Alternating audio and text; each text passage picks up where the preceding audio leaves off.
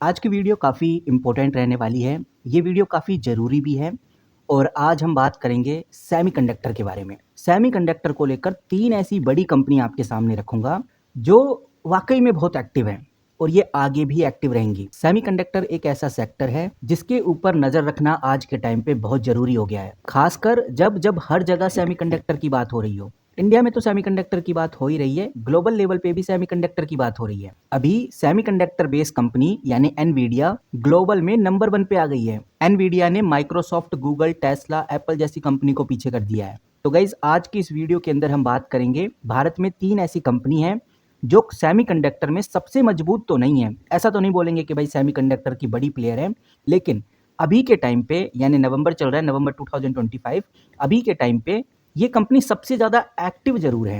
Active in the sense सबसे ज़्यादा investor की नज़रों में जरूर है, सबसे ज़्यादा चर्चा में है।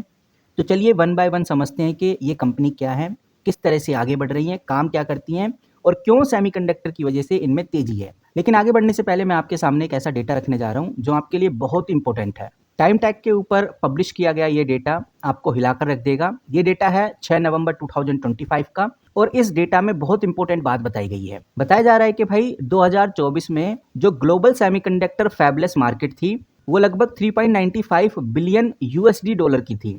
अब 2034 आते आते ये 3.95 से बढ़कर 10.17 बिलियन यूएसडी डॉलर तक चली जाएगी। यानी कि इसके सीजीआर की बात करें तो लगभग 9.92% का सीजीआर लेकर आ रही है। ये तो हेडलाइन है, डिटेल में आप इधर देखिए, आपको पूरा क्लियर लग जाएगा कि मैं क्या कहने की कोशिश कर रहा हूँ। आप थोड़ा और नीचे चलते हैं, थोड़ा और डेटा समझते हैं। ये आप चार्ट में भी देख सकते हैं।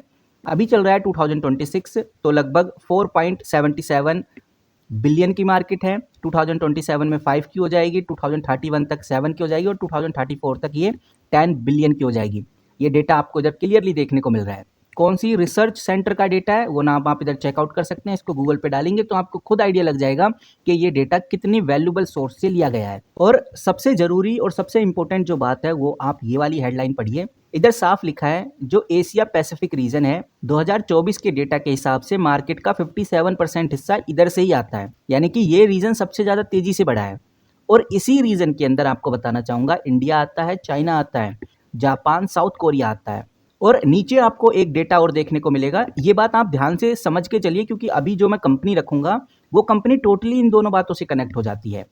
यहाँ पर नीचे जो बात निकल के सामने आ रही है, इधर साफ लिखा हुआ है कि मार्केट में जो एप्लीकेशन स्पेसिफाई इंटीग्रेटेड सर्किट होता है जिसको हम ASIC बोलते हैं, ASIC की जो डिमांड है काफ़ी ज़्यादा बढ़ रही है।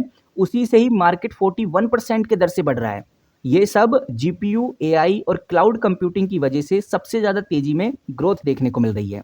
और ये सब कुछ इसलिए हो रहा है क्योंकि जीपीयू जो प्रोजेक्ट हैं वो काफ़ी तेज़ी से ग्रो कर रहे हैं। AI, क्लाउड कंप्यूटिंग काफ़ी तेज़ी से ग्रो कर रहा है। ग्लोबल लेवल पे अगर हम बात करें तो ग्लोबल लेवल पे टॉप जो इंडस्ट्रीज आती हैं, हालांकि हमें ज़्यादा लेना देना नहीं है ग्लोबल लेवल पे, लेकिन हाँ ग्लोबल लेवल की कंपनी से पूरा आइडिया लग जाता है कि जो इंडिया की सेमीकंडक्टर कंपनीज है वो कैसा ग्रो करेंगी। इसीलिए ग्लोबल लेवल की जो टॉप कंपनीज है इनके ऊपर नजर रखना बहुत जरूरी है। पहले नंबर पे आती है क्वालकॉम, नंबर यानी पहले पे लिखी गई है क्वालकॉम, उसके बाद एनवीडिया कॉर्पोरेशन, उसके बाद ये बॉर्डकॉम देखने को मिल जाएगी, AMD आपको देखने को मिल जाएगा, यूनिसो आपको देखने को मिल जाएगा, एक्समोस देखने को मिल जाएगा, SMIC देखने को मिल जाएगा, मीडिया टेक देखने को मिल जाएगा।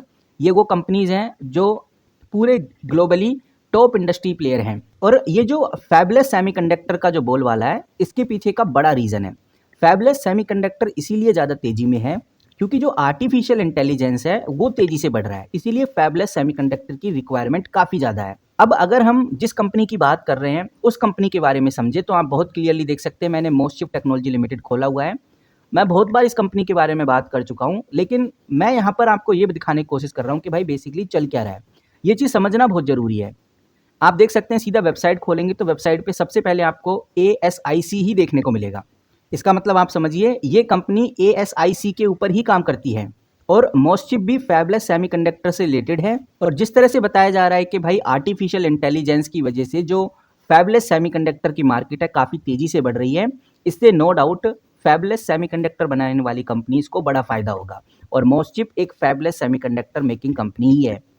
हालांकि कंपनी खुद से सेमीकंडक्टर नहीं बनाती, सेमीकंडक्टर आउटसोर्स करती है, लेकिन उसके अंदर जो कोडिंग प्रोग्रामिंग है यानी जो ब्रेन होता है चिप का वो मोस्टशिप ही कंट्रोल करती है। और अभी हमने देखा भी कि भाई मार्केट में 2024 से लेकर 2034 तक 9.92 का सीजीआर हो जाएगा।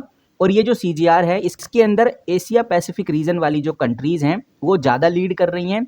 इंडिया भी इसी रीजन का पार्ट है, तो मोस्टचिप को अपने लोकल और रीजनल डिमांड में बड़ा फायदा मिलेगा। और ASIC सेगमेंट के अंदर, जिसमें मोस्टचिप अभी हमने कंपनी की वेबसाइट में भी देखा, एक मेजर फोकस रखता है।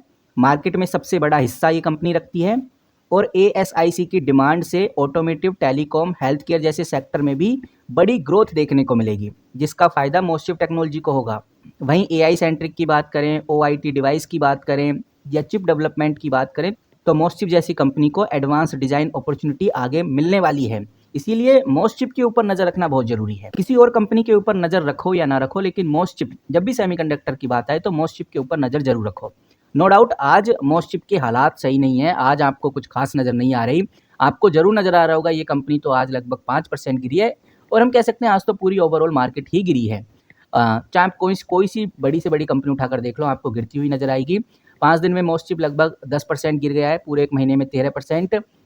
6 महीने का रिकॉर्ड देखेंगे तब जाके कहीं आपको थोड़ी सी राहत मिलेगी कि हाँ 51% का रिटर्न कंपनी ने दिया है, लेकिन 1 महीने से मोस्टचिप कंटिन्यू गिर रही है। प्रॉफिट बुकिंग चल रही है, ओवरऑल मार्केट के सेंटीमेंट भी अच्छे नहीं है, इंडियन मार्केट के सेंटीमेंट भी अच्छे नहीं है, ग्लोबल लेवल पे भी सेंटीमेंट थोड़े बिगड़े हुए हैं। लेकिन इसका मतलब ये बिल्कुल भी नहीं है कि मोस्टचिप की जो वैल्यू है या जो कंपनी काम करती है उस पर कोई इम्पैक्ट पड़ रहा है। कंपनी कंटिन्यू अपना काम कर रही है और आगे भी कंपनी इसी तरह से काम करती रहेगी। तो यहाँ पर ये समझना बहुत जरूरी है कि अब आगे क्या करना है। फिलहाल हमने ये देखा कि मोस्टचिप एक एक्टिव कंपनी की लिस्ट में आ गई है। अब बची हैं 2 बड़ी कंपनी। 2 बड़ी कंपनी को जानने से पहले आपके सामने एक बड़ा आर्टिकल रख देता हूँ। ये आर्टिकल बहुत पुराना नहीं है, ये द इकोनॉमिक्स टाइम्स के द्वारा इस आर्टिकल को पब्लिश किया गया। डेट आप चेक करिए, 4 नवंबर का ये आर्टिकल है। और थोड़ा नीचे देखेंगे तो आपको काफ़ी कुछ देखने को मिल जाएगा। इस पिक्चर से ही आपको बहुत क्लियरली आइडिया लग जाएगा। ये जो आपको चेहरा नज़र आ रहा है ये है guys union minister of electronic and information technology के यूनियन मिनिस्टर हैं। इनका नाम अश्वनी वैष्णव है। अश्वनी वैष्णव ने एक बड़ा खुलासा किया, एक बड़ी मीटिंग की है, और इसके अंदर जो 2 कंपनीज़ के नाम लिए गए हैं, 2 कंपनीज़ के नाम आपको बताना चाहूँगा। पहली कंपनी है CG पावर, बिल्कुल सही सुन रहे हो गाइज आप, पहली कंपनी है CG पावर और दूसरी कंपनी है काइनस टेक्नोलॉजी। तो 2 मोस्ट एक्टिव कंपनीज हैं, पहली CG पावर, दूसरी काइनस टेक्नोलॉजी। इन दोनों कंपनीज के ऊपर भी हमें नज़र ज़बरदस्त तरीके से रखनी है, क्योंकि काइनस टेक्नोलॉजी और CG पावर ने मिलकर अपना एक अच्छा खासा जो सेमीकंडक्टर प्लांट है वो प्रोडक्शन में ला दिया है। 2-3 महीने के बाद प्रोडक्शन स्टार्ट हो जाएगा। इन दोनों ने मिलकर एक सब्सिडरी बनाई जिसका नाम सेमीकॉम प्लांट था, जो गुजरात के अंदर बनी हुई है, और अब ये 2 महीने के अंदर अंदर स्टार्ट हो जाएगी। तो कहने का मतलब ये है कि कोई कंपनी अगर सेमीकंडक्टर पे काम कर रही है वाकई में, तो वो CG पावर हो गई और काइनस टेक्नोलॉजी हो गई। इसीलिए ये दोनों कंपनीज भी खास हो जाती हैं। तो CG पावर के ऊपर नज़र जरूर रखिए। CG पावर 730 रुपये के आसपास आपको देखने को मिल रही है। आज 2.5% का डाउनफॉल देखने को मिला, और जैसा मैंने आपको बताया आज ओवरऑल मार्केट ने ही अच्छा परफॉर्म नहीं किया। अभी हम मार्केट पे आएंगे, यहाँ पर आप देखिए मैं मार्केट पे आ चुका हूँ। यहाँ पर आप देखेंगे तो निफ्टी 50 भी आज गिरा है, सेंसेक्स भी गिरा है, बैंक निफ्टी भी गिरा है, सिर्फ निफ्टी IT इंक्रीज हुआ, स्मॉल कैप भी गिरे हैं। ओवरऑल मार्केट ने कुछ खास परफॉर्म किया नहीं, जिसकी वजह से CG पावर में भी कोई खास बदलाव हुए नहीं। 2.5% का डाउनफॉल। 5 दिन पहले देखेंगे तो 0.81% का डाउनफॉल, 1 महीने में 2% का डाउनफॉल, और 6 महीने से कंपनी 22% तक की ग्रोथ करा चुकी है। तो CG पावर के ऊपर नज़र रखना बहुत इंपॉर्टेंट है। अभी CG पावर आई थिंक फंडराइज करने का पूरा प्लान बना रही है, तो फंडराइज मैं ऑलरेडी डिस्कस कर चुका हूँ। नाउ अगली कंपनी है वो है काइनस टेक्नोलॉजी।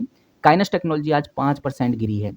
ये अपने क्वार्टरली रिजल्ट की वजह से गिरी है, क्योंकि कंपनी के इस बार के क्वार्टरली रिजल्ट कोई शानदार नहीं आए, क्योंकि कंपनी सेमीकंडक्टर के साथ साथ दूसरे काम भी करती है। बट कंपनी जब टोटली सेमीकंडक्टर के ऊपर डिपेंड हो जाएगी तो इसमें तेजी आएगी। और सबसे बड़ी बात, इस कंपनी का प्राइस देखिए 6000 के आसपास है।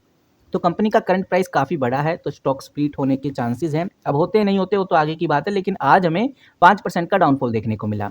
5 दिन का रिकॉर्ड देखेंगे तो 6% का डाउनफॉल, 1 महीने में 15% और 6 महीने में 12% का रिटर्न दिया है।